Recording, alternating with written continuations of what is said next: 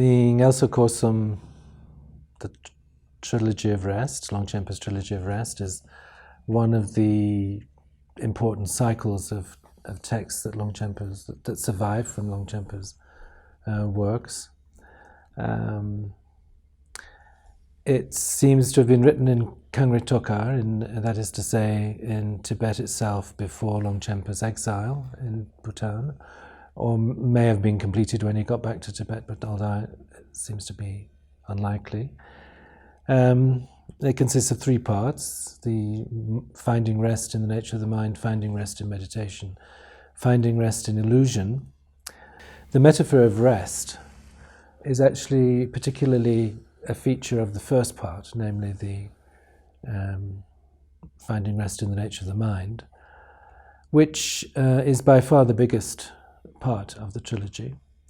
That's to say, it's a root text of 13 chapters and followed by an enormous auto-commentary, which is in fact Longchenpa's Lamarim, his stages of the path, from the very beginnings up to teachings of the Great Perfection.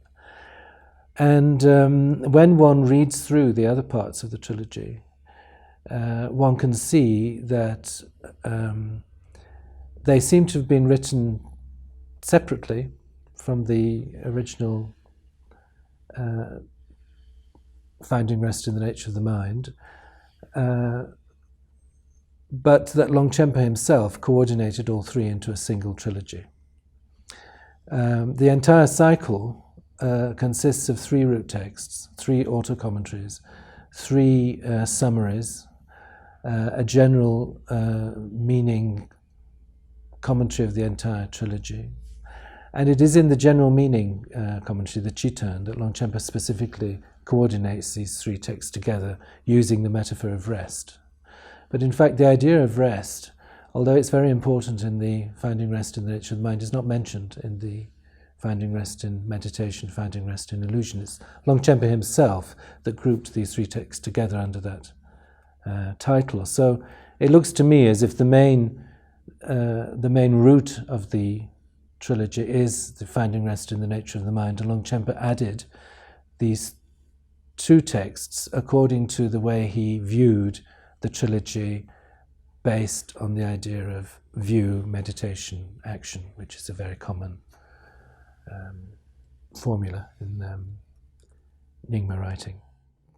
The finding rest in the nature of the mind sort of lays out the entire doctrinal basis for the practice. The Samten Ngelso, the finding rest in the nature of meditation, sort of outlines different aspects of meditational practice.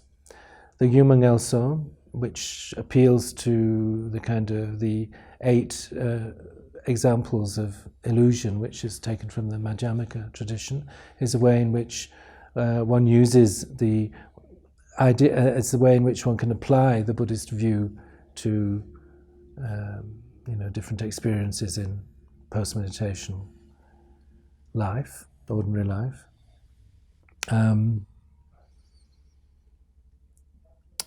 The finding rest in meditation is in some ways a rather strange text. It talks about the ideal places for meditation, talks about the kind of people who should undertake this kind of practice, and then it talks a little bit about the practice. And in that case, Longchenpa is really talking about his own experience and says things that an ordinary person is not really capable of implementing. So definitely I would say that finding rest in meditation is not a manual for the use of ordinary meditators. Certainly not without the guidance and commentary of a qualified teacher.